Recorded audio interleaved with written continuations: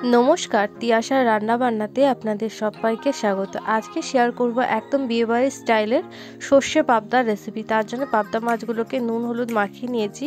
এবার কড়ার মধ্যে বেশ খানিকটা পরিমাণে সর্ষের তেল দিয়ে মাছগুলোকে কিন্তু উল্টে পাল্টে ভেজে নেব।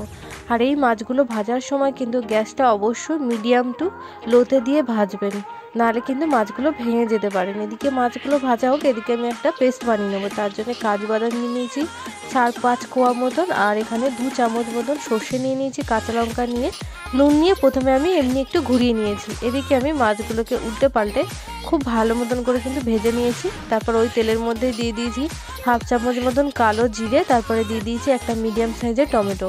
এবার এগুলোকে হালকা একটু ভাজা ভাজা করে নেবো, যাতে টমেটোর যে কাঁচা ভাবটা থাকে সেটা যাতে চলে যায়। তারপর এখানে 1 চামচ মতন দিয়ে দিলাম আদা রসুন বাটা, দিয়ে খুব ভালো মতন এটা কিন্তু কষিয়ে নেব, যাতে আদা রসুনের যে কাঁচা ভাবটা থাকে সেটা যাতে চলে যায়। আর এইভাবে পাবদা মাছ রান্না করলে খেতে কিন্তু একদম বিয়েবাড়ির স্টাইলেরই হয়। এগুলো কিন্তু খুব ভালো মতন করে একটু ভাজা ভাজা হয়ে গেছে। এবার এর মধ্যে আমি বাকি মশলাগুলো দিয়ে দেবো।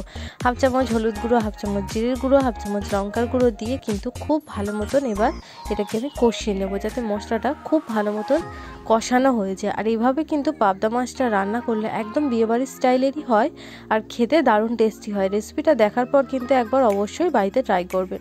তারপর এখানে স্বাদ মতো নুন দিয়ে দিলাম। নুনটা দিয়ে আবারও খুব ভালো মতন করে মশলাটাকে আমি কষিয়ে নেব। এবার আমি যেই সর্ষেটা পেস্ট করে রেখেছিলাম সেই সর্ষেটা এর মধ্যে অ্যাড করে দিলাম, দিয়ে এবার সর্ষেটাকে খুব ভালো মতন করে কিন্তু একটু নাড়িয়ে চাড়িয়ে নেব।